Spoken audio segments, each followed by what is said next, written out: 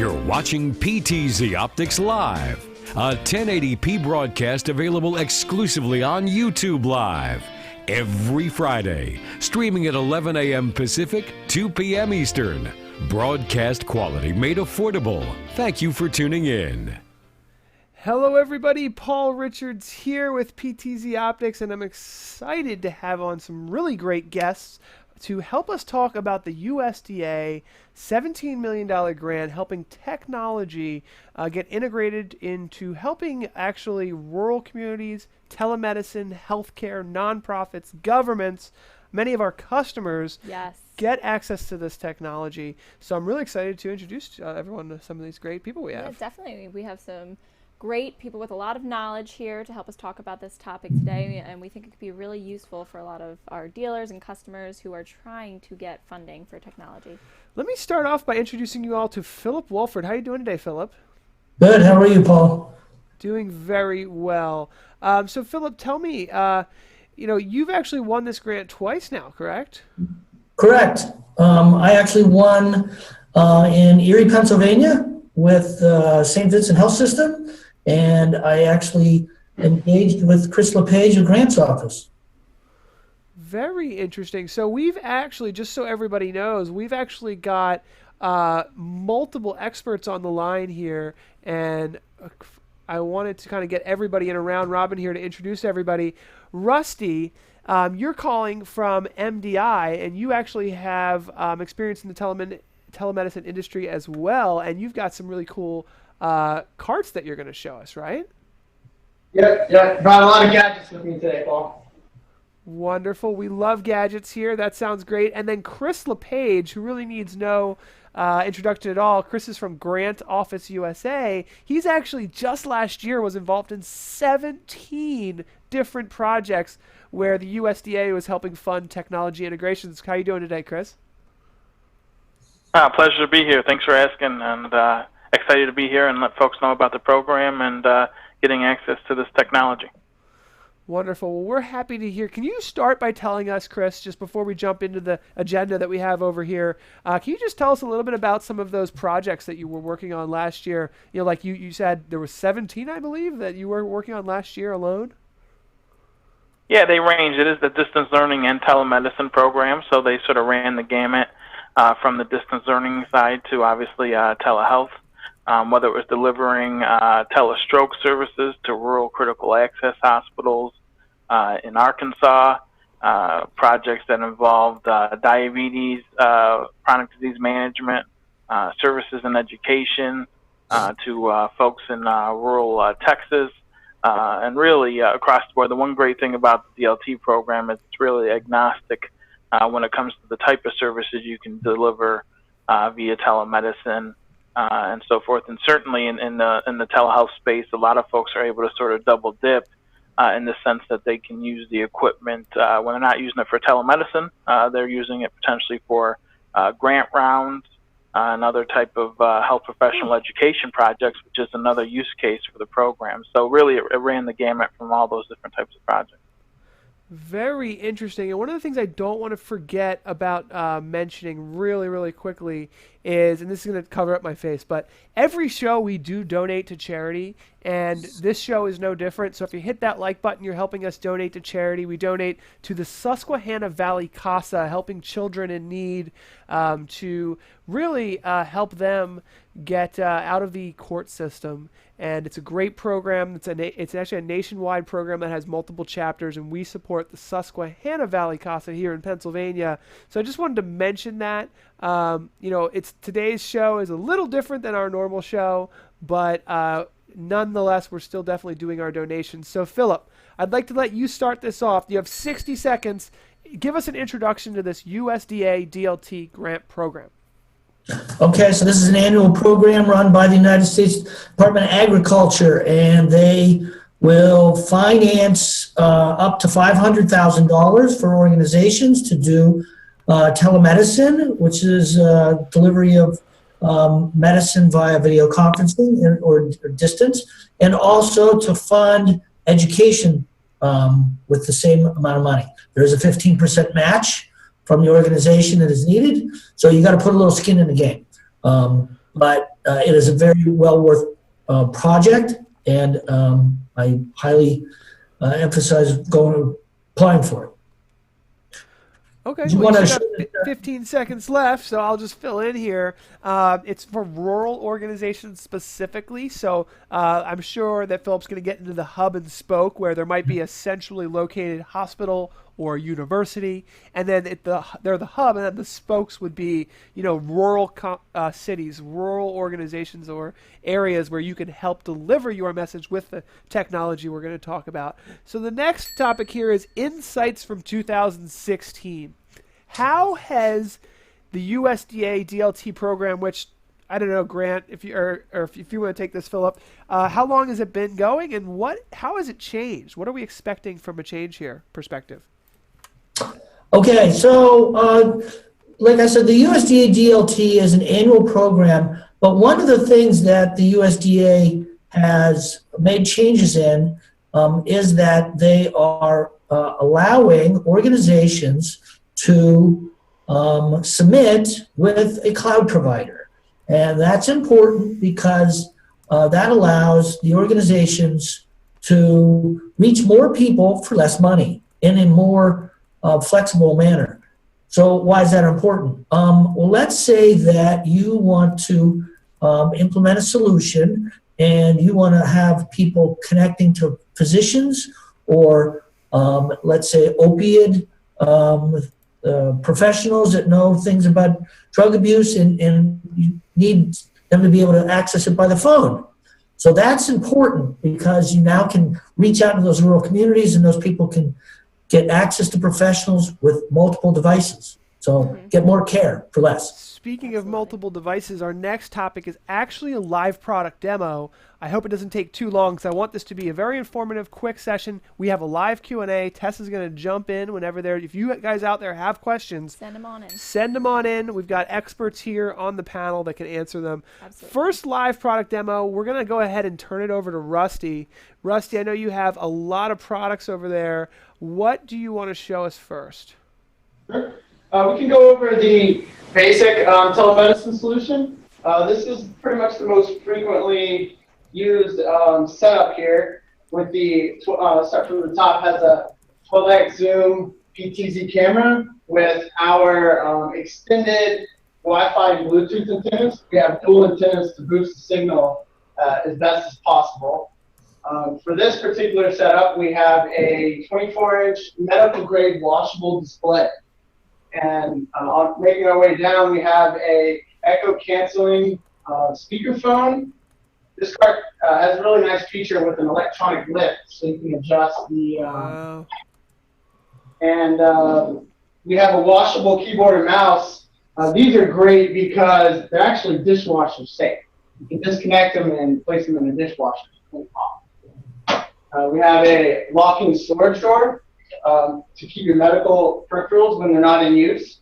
And in this particular setup, we have a USB hub inside the drawer, which is really great for keeping your devices plugged in even when they're not in use. You're not pulling your devices out, plugging them into the side of the cart, untangling cables. This is actually really, really helpful to take them from storage to use case where it's possible. That pretty much covers it for this card. So I'm just going to go quickly over some of the other options that we have. Is a dual monitor card with adjustable displays. Over here on the other side, we have a fixed front and rear display. So you can roll that card up to the side of a hospital bed, and the doctor can talk directly to the patient while the nurse is on the other end of the PC side of the cart, working with any EMR software or any peripheral software that may be loaded on the computer. And real quick, we have two of our portable telemedicine solutions. This one is a portable TeleKit Lite, which is based off of a Surface Pro 12-inch tablet. You have a couple slots for medical devices, but this one's a little bit more limited to how many devices you can use rather than the full-size version, which you can see here has a lot more storage for your medical devices. Got it. That looks really great, and we're going to dig into more of that, especially if we have questions throughout this show. The next product demo I wanted to show was actually one of our cameras. So we've actually got a video, we have 2 video conferences going on right now. So I'm bringing all of the panelists in, but I've also got Patrick Kirby here. How you doing, Pat? Hi, Pat. Hey guys, how you doing? Hopefully you can Good. hear him, guys. I don't have a real mic on him. You're hearing us through our mics, but Yeah. Pat can actually remotely control this camera. Go ahead and show them how that works, Pat. So you can see here the camera's going up. You can go left to right. We have it set to a nice slow PTZ because we've got it fully zoomed in. When you're really zoomed in, you want it to tilt nice and slow. So this gives doctors the ability to actually control the cameras completely remotely. The other live demo I wanted to do for you guys is this is actually a GEDMed scope. And I've actually got it plugged. Crazy. I know I've got it plugged directly into this computer right here. And again, we're doing a Zoom call. So I'm going to walk into the front of. What are you gonna do? I'm gonna You're walk not around. sticking that in my ear, are you? No, I won't stick it in your ear. I promise. I guess what we'll do is I'll zoom in. Now we've been using Zoom here, and one of the nice things about Zoom is that the USDA loves Zoom, and it's because it's just so easy. Yeah. It makes it very nice for Very users. user-friendly. So if I go ahead, you can see here now in Zoom. I'll just stick it in my own ear, I guess. I'm not a could do professional. mouth. Yeah, I'll just put it in my mouth.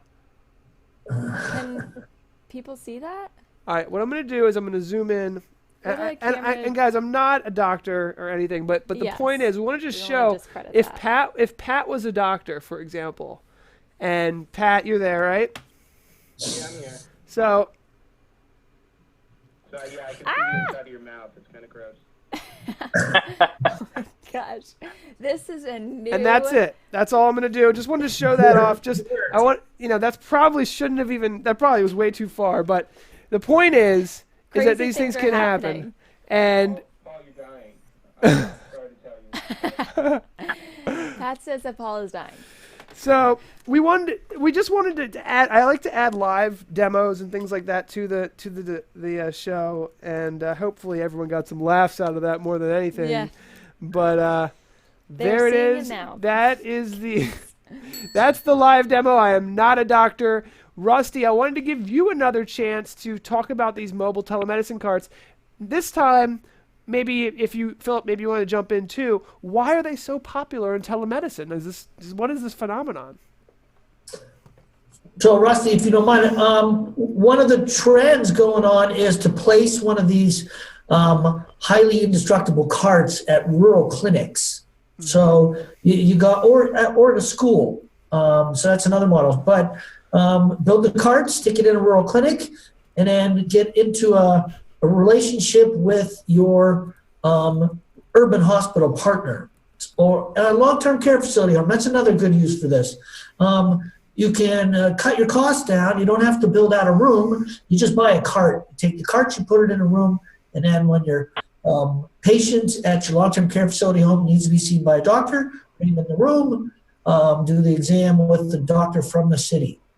It cuts down on travel. It's a new service that's offered to the facility, and it makes life easier for the patient and for both members. So, Rusty, go ahead.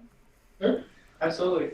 So we have some, I don't really have many medical devices here to show off, but some of the common, other than what Paul's already shown, is the dermatology attachment for the GEDMed. There's also a general viewing lens and a fundus for the eye.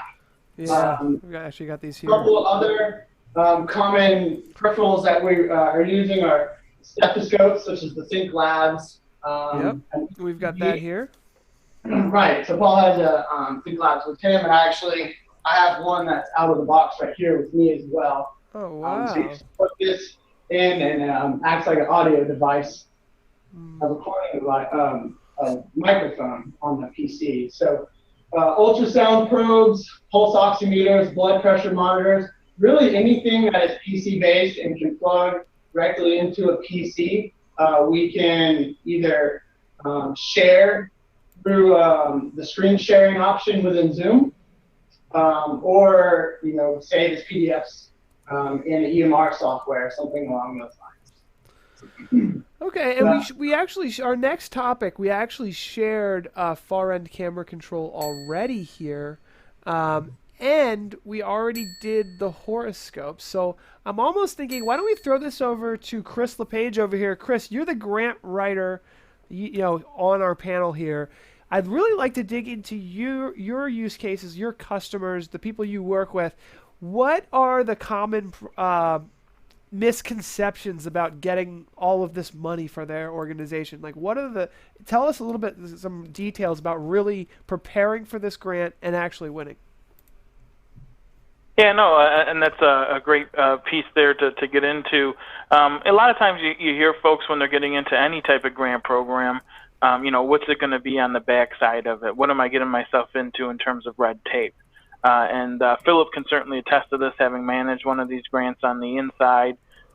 Certainly there's going to be some reporting on the back end. You have to account for the funds. There certainly might be a site visit, what they would call an audit from the USDA.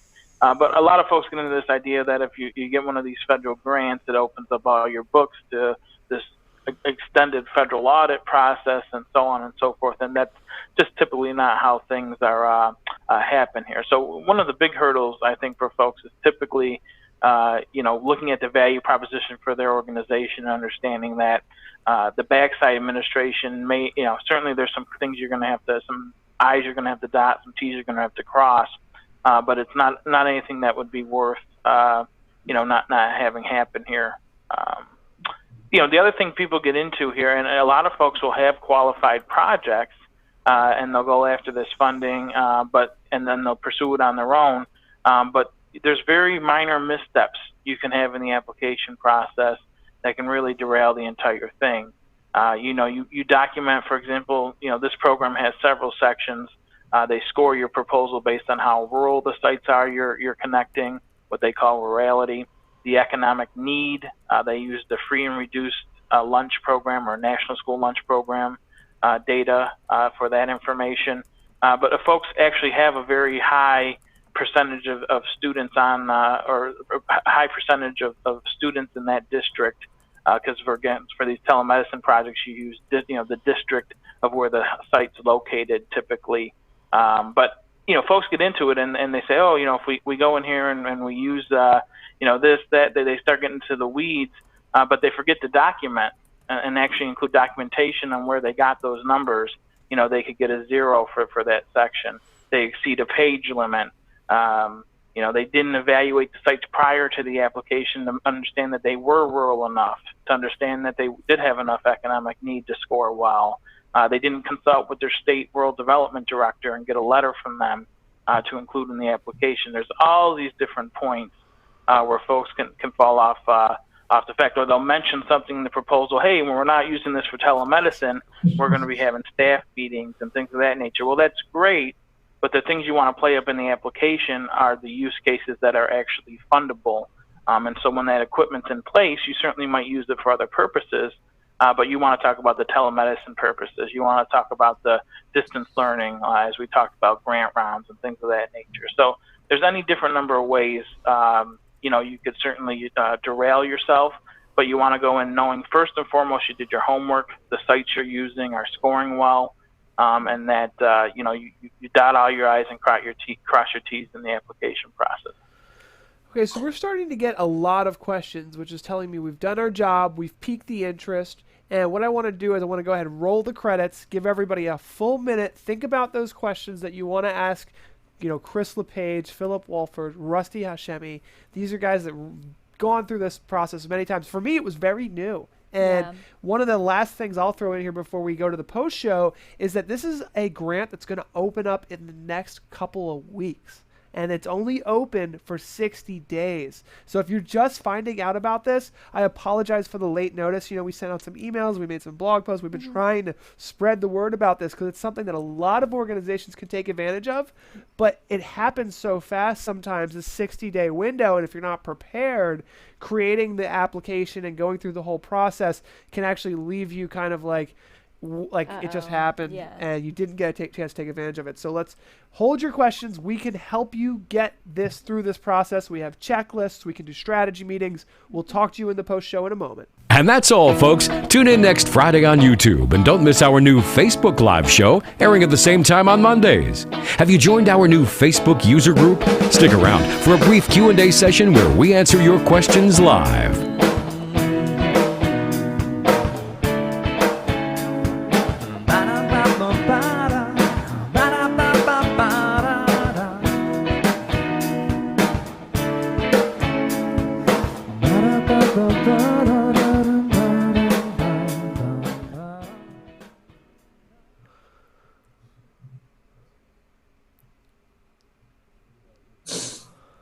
Okay, so Tess, there's a lot of questions in there.